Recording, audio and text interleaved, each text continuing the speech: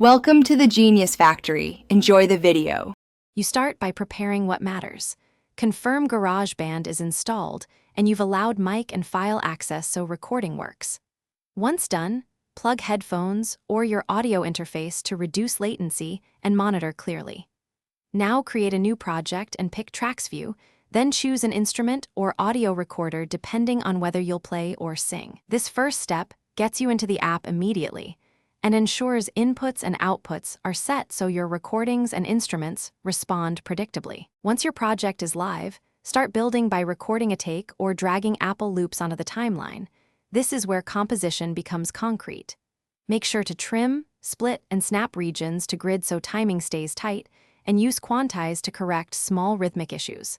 Add smart instruments or external MIDI, then open automation to shape volume and pan over time. Finally, apply amp models and effect presets to craft tone. These middle steps refine performance into a polished arrangement. To finish, mix by balancing track faders and adding subtle EQ or compression so each part sits clearly. Avoid pushing meters into red to prevent distortion. Once you're happy, tap Share to export to files or music in WAV or AAC, or save the GarageBand project for later edits.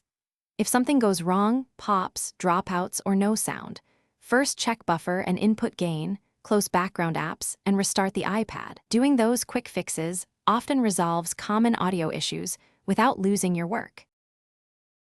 Thanks for watching. If you found this helpful, don't forget to like and subscribe.